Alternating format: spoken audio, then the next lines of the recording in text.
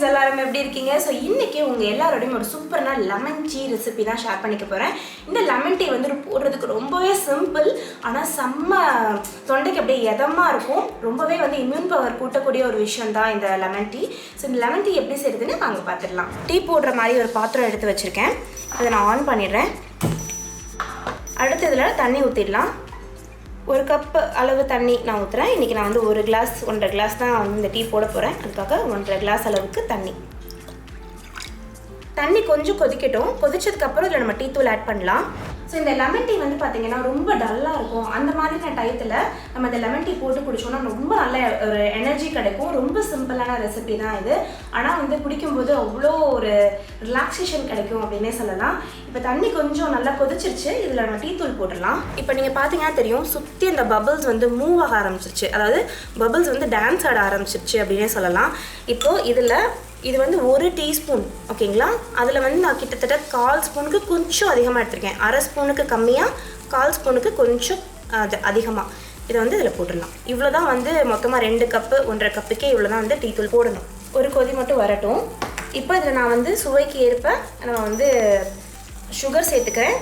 நீங்கள் ஹெல்த் கான்ஷியஸாக இருக்கீங்க அப்படின்னா நம்ம கடைசியில் கூட நீங்கள் தேன் சேர்த்துக்கலாம். இந்த சுகரை வந்து ஸ்கிப் பண்ணிவிட்டு நீங்கள் வந்து தேன் கூட சேர்த்துக்கலாம். இப்போ நான் வந்து இதில் சுகர் சேர்த்து தான் செஞ்சு கட்ட போகிறேன். 3 ஸ்பூன் சேர்த்துருக்கேன். இந்த வெள்ளை சர்க்கரை நல்லா கரையட்டும். ஒரு வாட்டி இப்படி கிளறி விட்டுடலாம். பாருங்கள், நல்லா கொதிக்க ஆரம்பிச்சிருச்சு இல்லையா? இப்போ நம்ம அதை வந்து ஆஃப் பண்ணிடலாம். ஸ்டவ்வை ஆஃப் பண்ணிட்டேன். ஆஃப் பண்ணதுக்கப்புறமேட்டு இதில் ஒரு 2 புதினா இலை ஆஃப் பண்ணதுக்கப்புறமேட்டு தான் சேர்க்குறேன். அடுத்து ஒரு 1/2 எலுமிச்சம்பழம் அதையும் இதில் சேர்த்துக்கலாம். ஒரு வாட்டி கலந்து விட்டுடலாம். அவ்வளோதான், ரெடி ஆயிடுச்சு. இப்போ அதை நம்ம நிறுத்திடலாம்.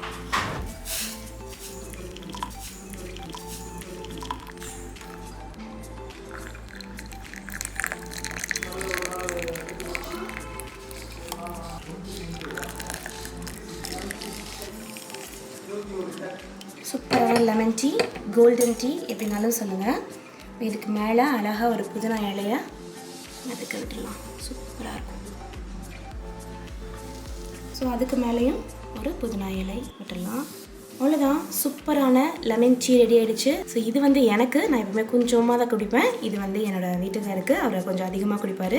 ஒரு ஈவினிங் டைமில் இதே மாதிரி செஞ்சு பாருங்கள். சூப்பரான லெமன் டீ ரெடி. இதோட கலர் பாருங்கள், எவ்வளோ தூரத்துக்கு ஒரு சூப்பர் கோல்டன் கலரில் வந்திருக்குன்னு.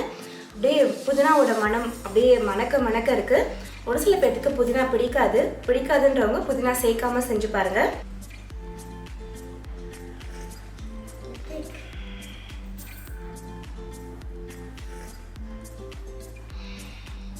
சூப்பராக இருக்குது. தொண்டைக்கு அவ்வளோ இதமாக இருக்குது. செம்ம டேஸ்ட்டாக இருக்குது. ஸோ இந்த லெமன் டீயை நீங்கள் எல்லோரும் வீட்டில் ட்ரை பண்ணி பாருங்கள். ரொம்ப சிம்பிளான ரெசிபி. ட்ரை பண்ணி பார்த்துட்டு எப்படி வந்திருக்குன்றதை மறக்காமல் கமெண்ட் செக்ஷனில் சொல்லுங்கள். நீங்கள் இந்த ரெசிபிஸ் எல்லாம் ட்ரை பண்ணுறீங்க அப்படின்னா மறக்காமல் ஜாக்ஸ் கிச்சன் இன்ஸ்டா பேஜில் அந்த இமேஜை என் கூட ஷேர் பண்ணிக்கோங்க. எனக்கும் ரொம்ப சந்தோஷமாக இருக்கும். நாங்கள் உங்களை வேறொரு வீட்டில் சந்திக்கிறோம். அது வரைக்கும் பாய் பாய். லைக் பண்ணுங்கள், ஷேர் பண்ணுங்கள், பார்க்கலாம். பாய்.